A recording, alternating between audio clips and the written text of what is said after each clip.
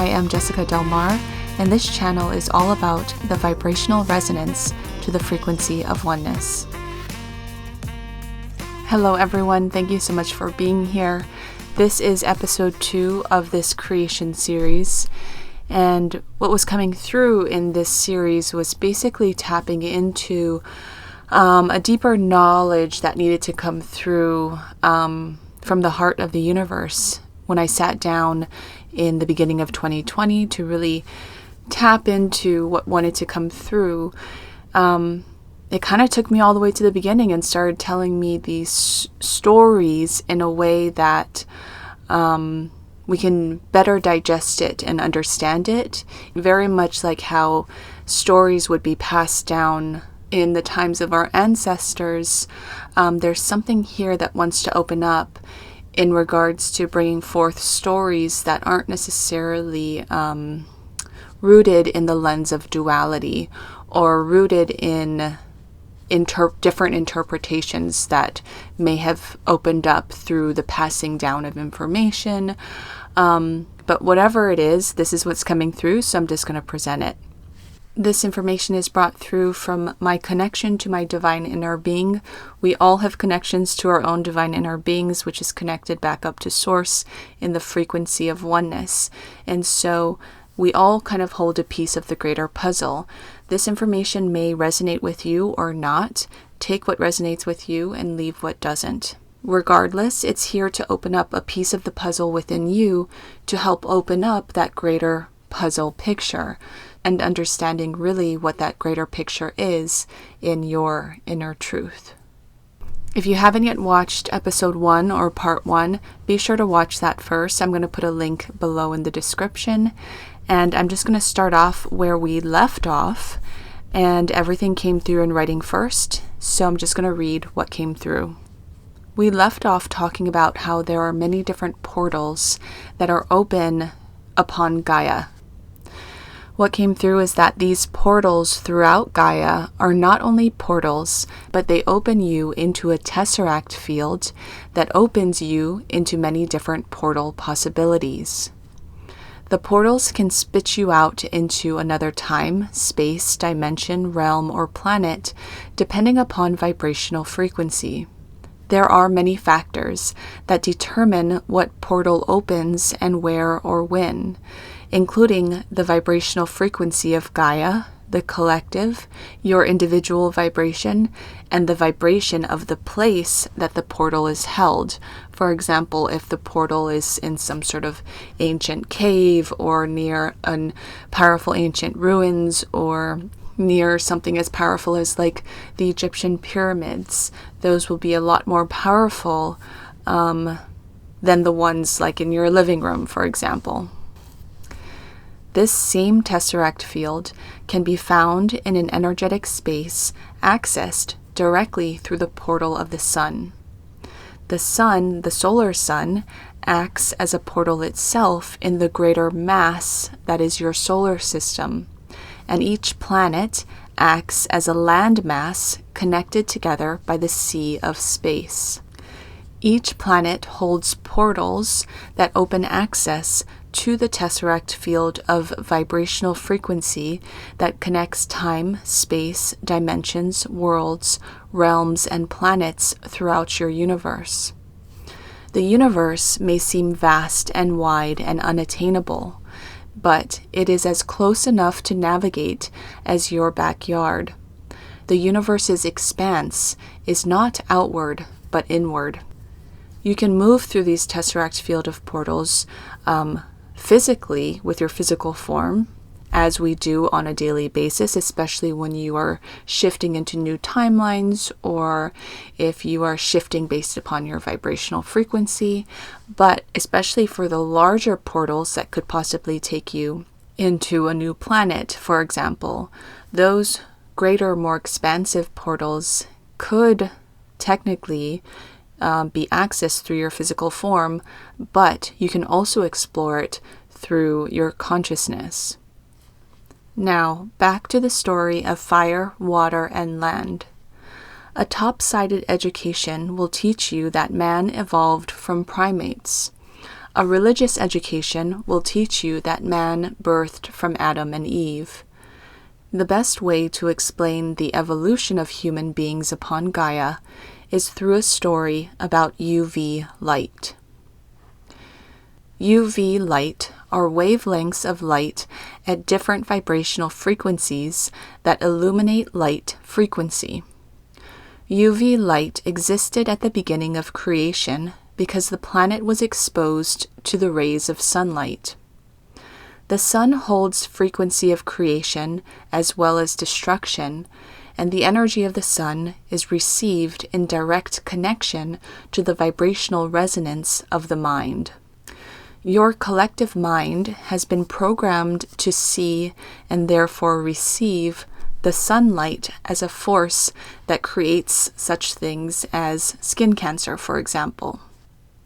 And so the energy that you as a collective view the sun will then therefore be received by you as a collective.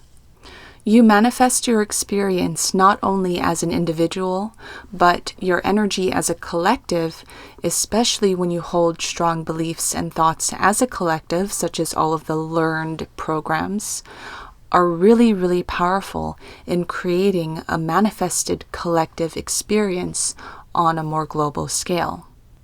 And so things that you have learned as a collective, especially growing up with teachings or being taught certain things about the world, such as something as simple as the sun, as the sun's rays having a specific outcome if you were to expose your body to the sun's rays, something as simple as that initiates a program within you that becomes part of your core beliefs, regardless if you realize it or not.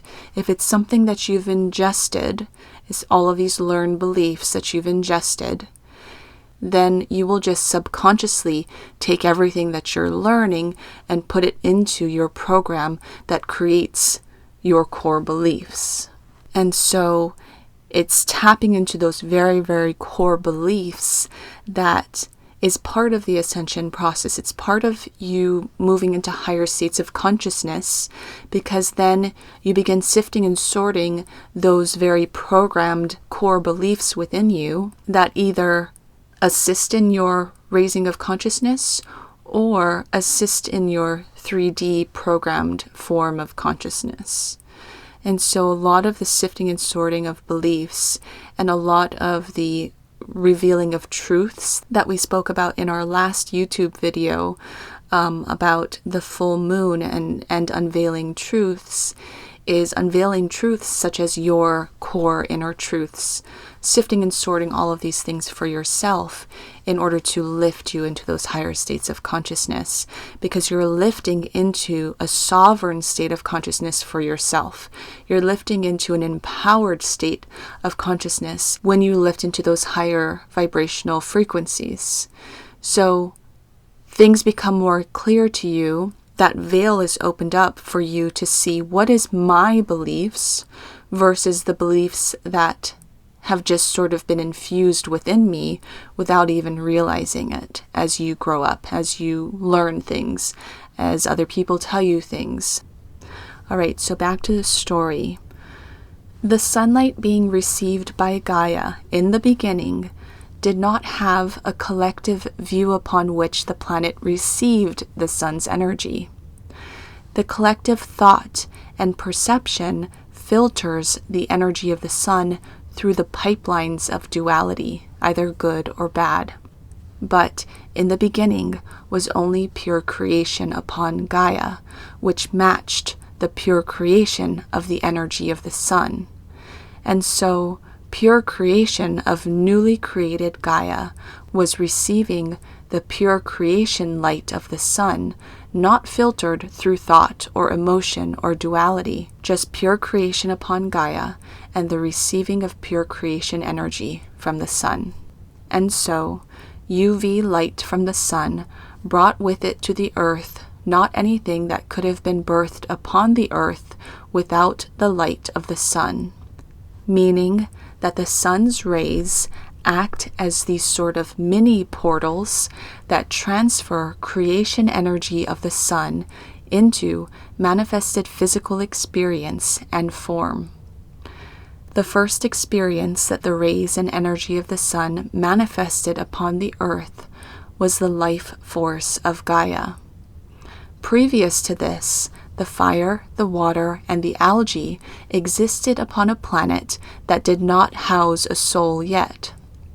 It was fire and water and algae that, as they grew upon the planet, requested from the sun to offer life force into the planet so that what fire and water and algae started could then therefore grow and flourish into a life form that could outgrow what fire and water and algae could create. Meaning that fire and water and algae, or land, could start the creation of the planet Earth, but without the sun's rays and portals that come through those rays, fire and water and algae could only create so much before the energy of stagnation set in. And so the sun agreed to send energy to the Earth planet.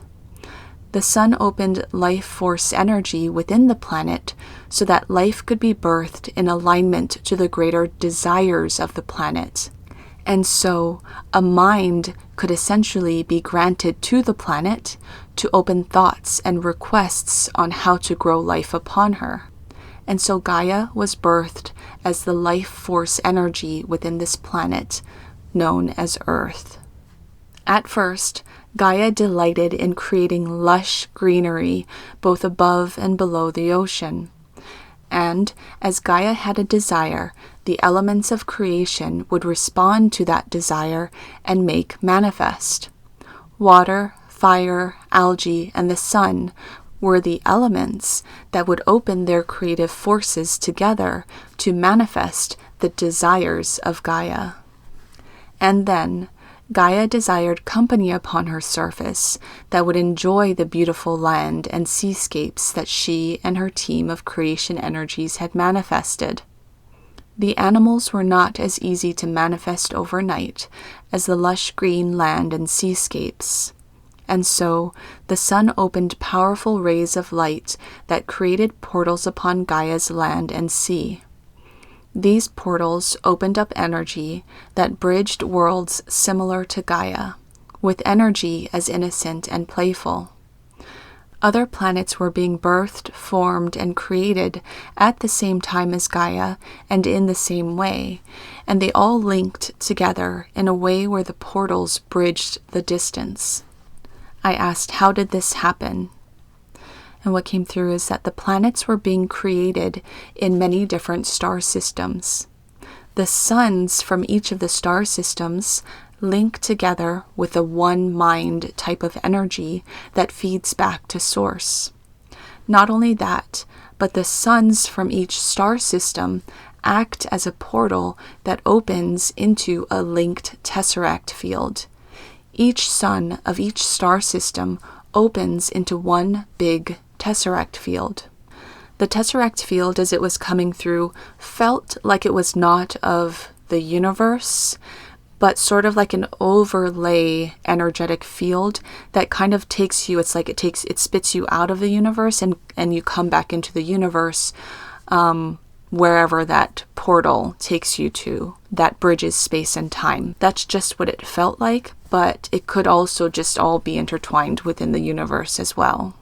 What came through is that the sun opened up portals around the planet's surface and underwater to connect Gaia to sister and brother planets that were in similar vibrational range. Some newer planets, other older planets. All is linked in the universe in one way or another. And through these portals came beings that were invited by the desire of Gaia.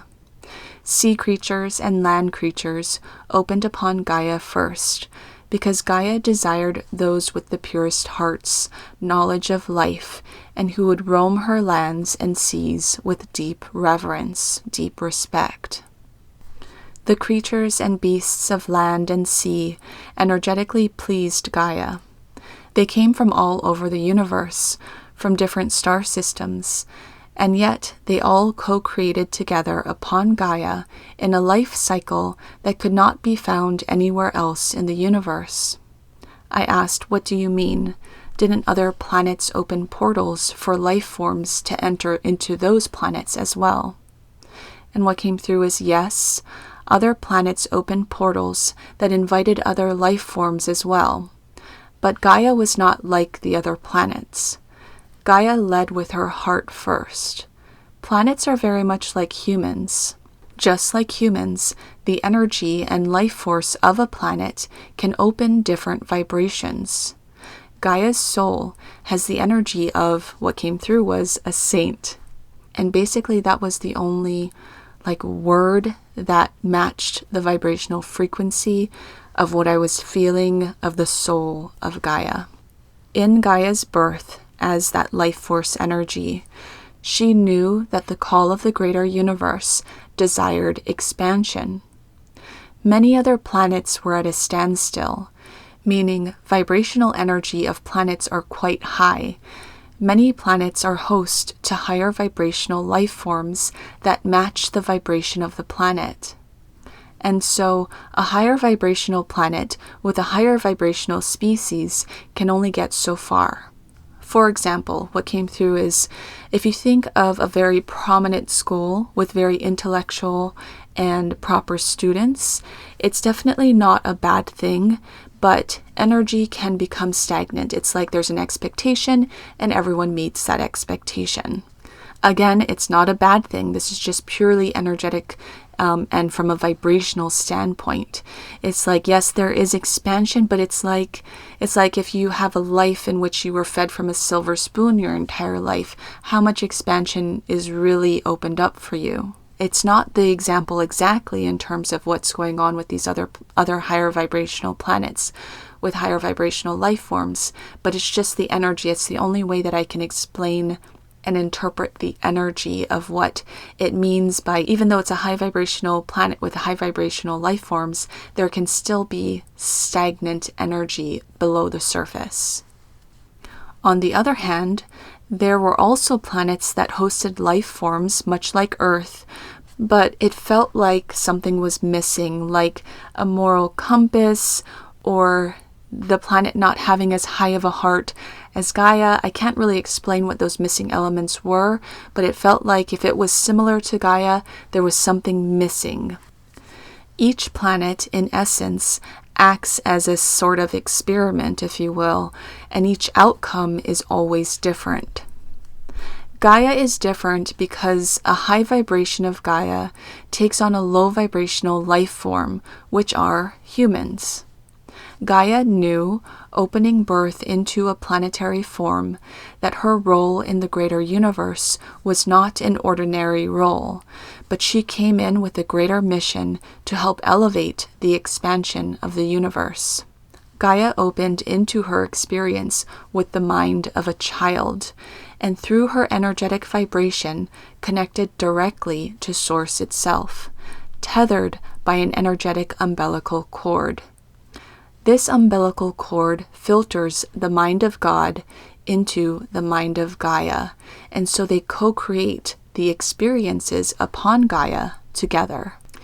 And so the unfolding of experiences upon Gaia and humankind's evolution and everything else that has ever existed does not come as an accident or chance or luck, but as strategically planned by Gaia and Source in co-creation together. Back to the story. All invited upon Gaia knew on a soul level that the experience upon Gaia would be different than experiences upon other planets.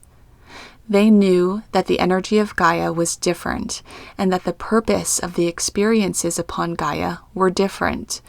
And so all who sign up for an experience upon Gaia know what they're getting into. They know that there is a higher vibrational purpose, but in a lower vibrational package. And this includes all of you, human beings. You on a soul, non-physical level came into this experience knowing what you were getting into. You knew that there was a higher vibrational purpose, but in a lower vibrational package. You understood that illusion is a powerful driving force in the Gaia experience, and you knew about the possibilities of getting stuck in the illusion and lower vibrational energies.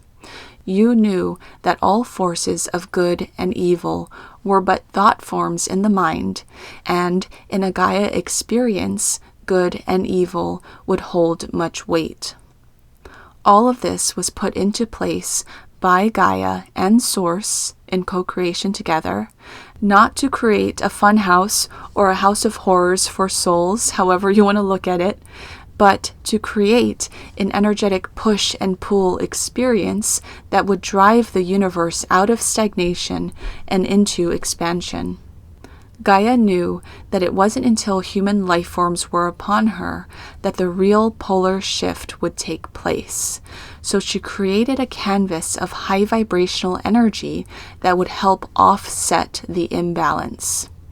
Animals and nature are not lower vibration, but could survive in a lower vibrational dimension while still holding higher vibration.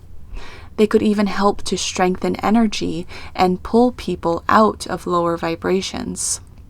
Along with the animals came many different plant forms, blown in through the portals by the energy of wind, or ridden on the backs of animals and insects. And Gaia stood back and admired the beauty that she had created and invited upon her. She enjoyed the high vibrational life upon her for 7 days and spoke to Source about what to create next. Source or God spoke to Gaia and said, "Each day for 7 days, speak a name to be birthed."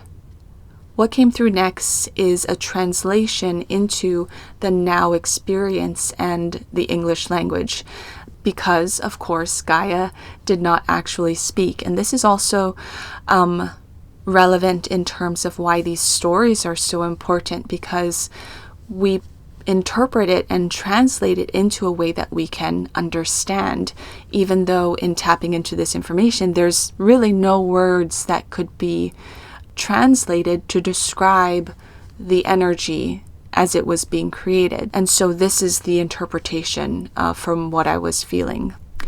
So close your eyes and imagine feeling everything around you as a whole. Everything is connected like a complete puzzle. Everything comes together in oneness. The first name that Gaia spoke on the first day was God. And so God created all things upon Gaia as a reflection of God. I asked, wasn't everything upon Gaia already reflections of God? And what came through is, no, they were energy and life forms from other places in the universe. And so it felt like they still held the energy of the other places that they came from.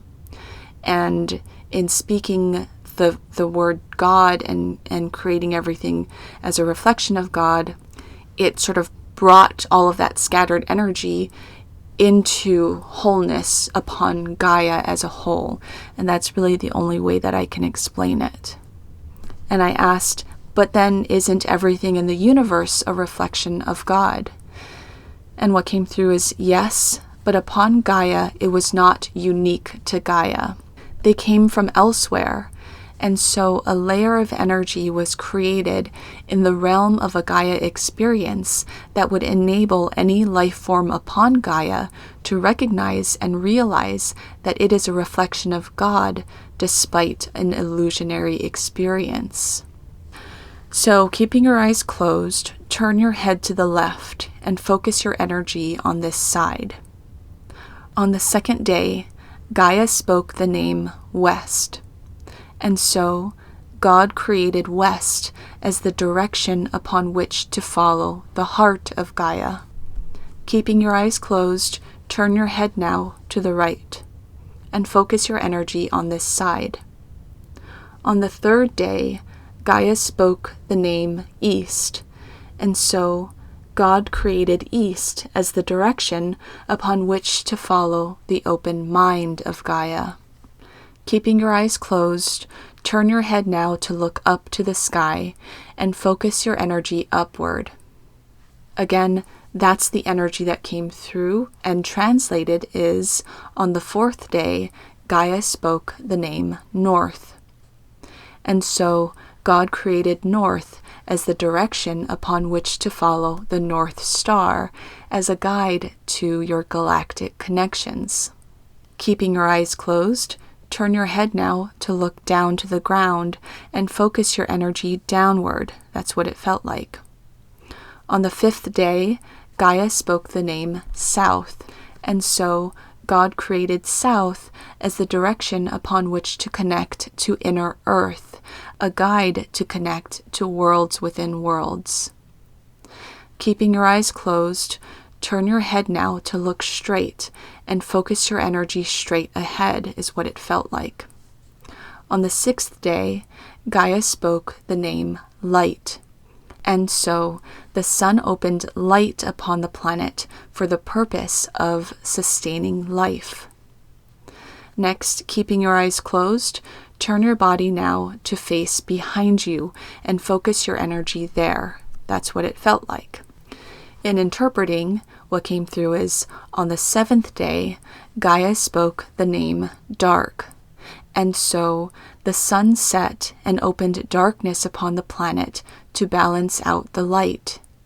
But in the balancing of light and dark also came the split of light and dark that was once held in wholeness, but now split in duality, not as one, but two.